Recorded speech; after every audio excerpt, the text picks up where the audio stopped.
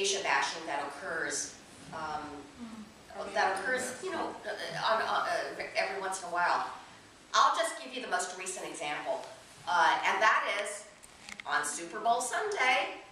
People were sitting there eating their potato chips, expecting to enjoy their game, when all of a sudden comes on this ad, and it's an ad done by Pete Hoekstra.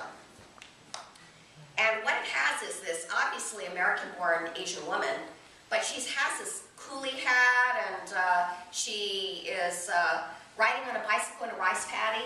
She rides on her bicycle up to the camera and she says, with a fake Chinese accent, "Isn't it great that we get to steal your American jobs?" Now that's really ugly. When you have rhetoric like that, does it have consequences? The answer is yes. Now that ad took place in Michigan, the very state where Vincent Chin had his head bashed in. Vincent Chin was a young engineer who was about to celebrate his wedding when two unemployed auto workers bashed his head in with a baseball bat because they blamed him and all Asian Americans for them being out of work. And they only got a $3,000 fine and no jail time. Yeah. So we know that ugly words like that can have great consequences. Now, there was a time when maybe Asian Americans didn't do anything about something like that, but not this time. We decided that I would immediately put out a statement denouncing that ad and demanding an apology. The Michigan Asian American population also did the same thing, and we all expressed our outrage. I went on CNN to do the same. And guess what? Pete Hoekstra had to take down that ad.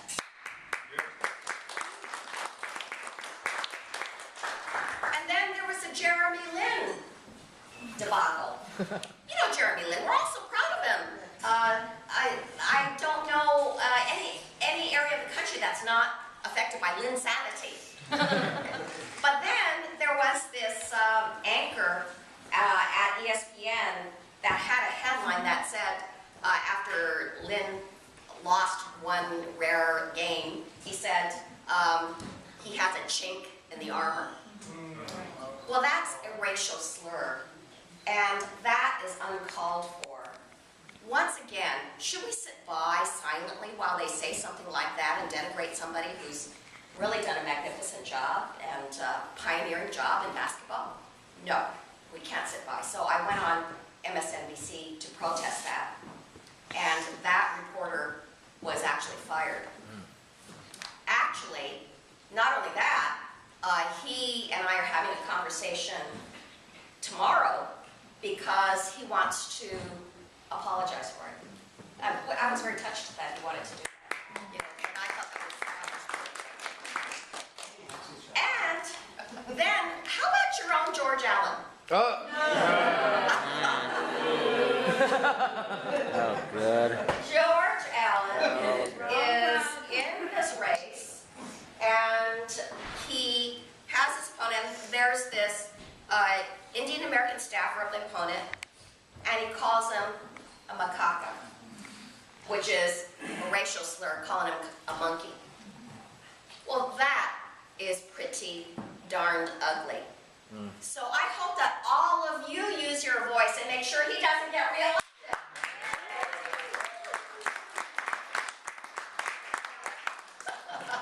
Yes. So we cannot tolerate those kinds of ugly comments. We need to be able to turn things around. And 2012 is the year when we truly have to turn things around. You folks in Virginia are key in this effort.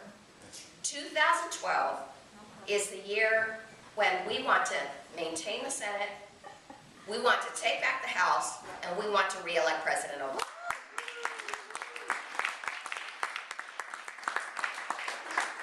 Virginia is so key in that effort.